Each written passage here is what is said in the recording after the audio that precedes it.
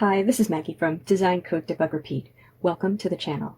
You might be here because you tried to run your Java program in Eclipse, and instead of running your program, it came up with a dialog box that said, select what to run with some AMP build options. If you're just learning to program with Java and Eclipse, chances are you used File, Open File, you opened the .java program you wanted to run, you clicked the green triangle, or you chose Run from the Run menu, and you got the Select What to Run dialog box, which is not what you wanted or expected.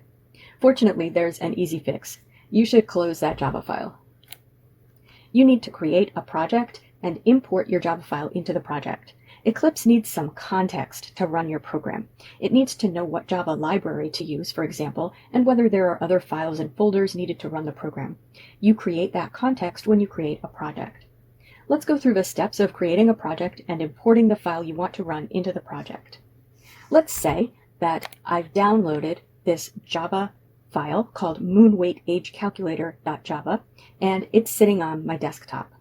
I opened it in Eclipse and tried to run it, and that's how I got into trouble. Instead of doing that, I'm going to create a Java project for this file.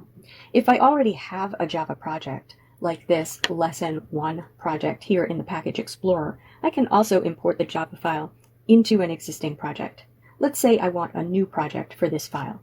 So you can right-click in the Package Explorer and choose New Java Project from the context-sensitive menu, or you can go to File and choose New Java Project.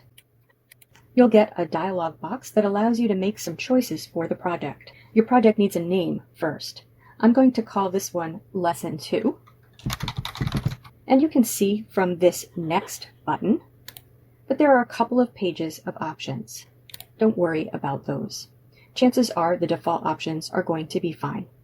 I'm going to choose the Use Default JRE Radio button under JRE, and I'm going to make sure that the Create Module Info.java box is unchecked. For the purposes of sharing files in my classes, it's better if we do not create named packages in our project. Now I'm going to click the Finish button. You can now see the project in the Package Explorer pane on the left. Let's open it up.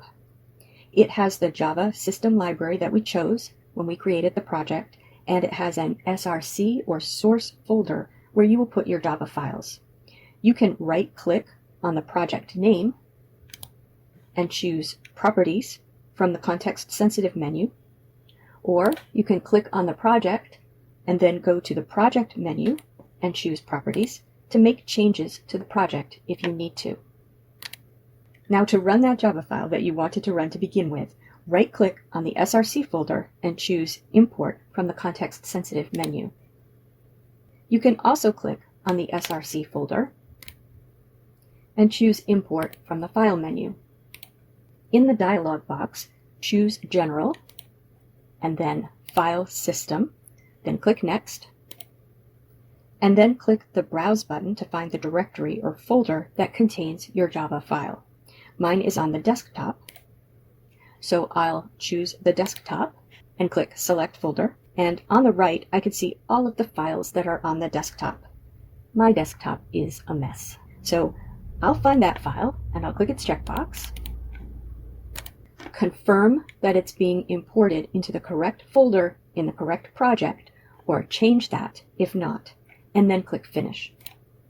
I can now see that a default package folder has been created inside SRC, and my moonweightagecalculator.java file is there.